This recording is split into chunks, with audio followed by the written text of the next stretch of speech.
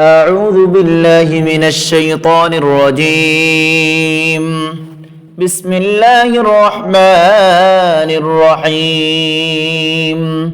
الرحمن علم القرآن خلق الإنسان علمه البيان. الشمس والقمر بحسبان والنجم والشجر يسجدان والسماء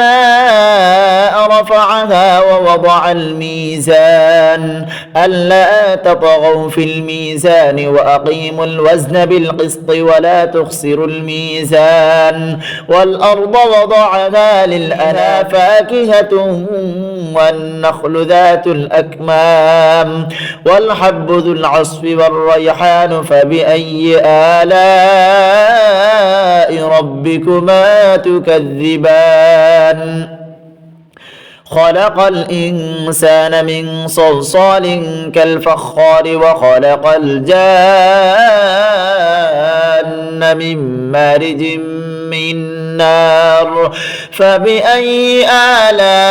آلاء ربكما تكذبان رب المشرقين ورب المغربين فبأي آلاء ربكما تكذبان مرج البحرين يلتقيان بينهما برزخ لا يبغيان فبأي آلاء ربكما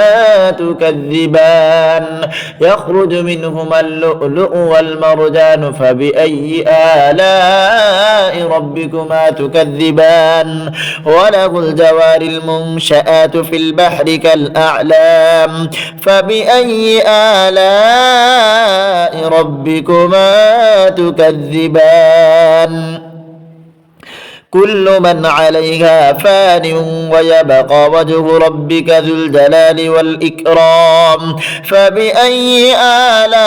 آلاء ربكما تكذبان يسأله من في السماوات والأرض كل يوم هو في شأن فبأي آلاء ربكما تكذبان سنفرغ لكم أيها الثقلان فبأي آلاء ربكما تكذبان يا معشر الجن والإنس إن استطعتم أن تنفذوا من أقطار السماوات والأرض فانفذوا لا تنفذون إلا بسلطان فبأي آلاء ربكما تكذبان يرسل عليكما شواظ من نار ونحاس فلا تنتصران فبأي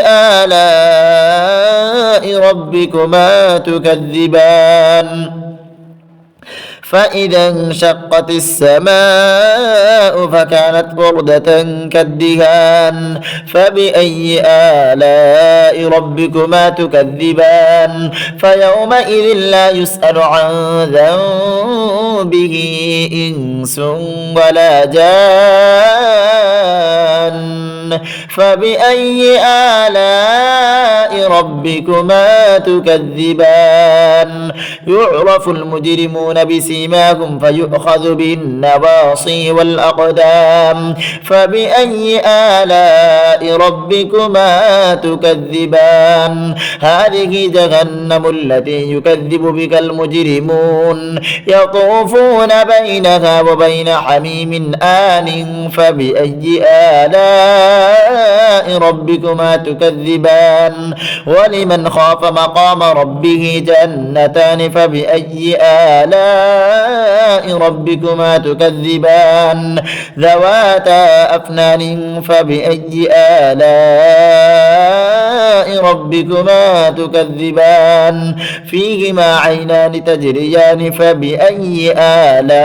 آلاء ربكما تكذبان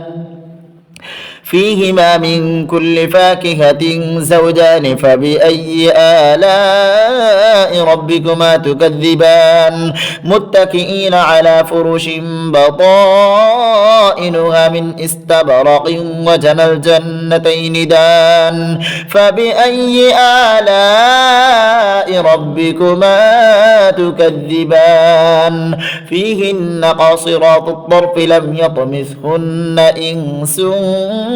قبلهم ولا جان فبأي آلاء ربكما تكذبان كأنهن الياقوت والمرجان فبأي آلاء ربكما تكذبان هل جزاء الإحسان إلا الإحسان فبأي آلاء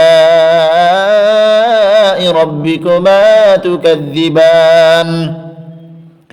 ومن دونهما جنتان فبأي آلاء ربكما تكذبان مدهامتان فبأي آلاء ربكما تكذبان فيهما عينان نضاختان فبأي آلاء ربكما تكذبان فيهما فاكهة ونخل ورمان فبأي آلاء ربكما تكذبان فيهن خيرات حسان فبأي آلاء ربكما تكذبان حور مقصورات في الخيام فبأي آلاء ربكما تكذبان لم يطمثهن إنس قبلهم ولا جان فبأي آلاء ربكما تكذبان متكئين على رفرف خضر وعبقري حسان فبأي آلاء ربكما تكذبان تبارك اسم ربك ذي الجلال والإكرام صدق الله العظيم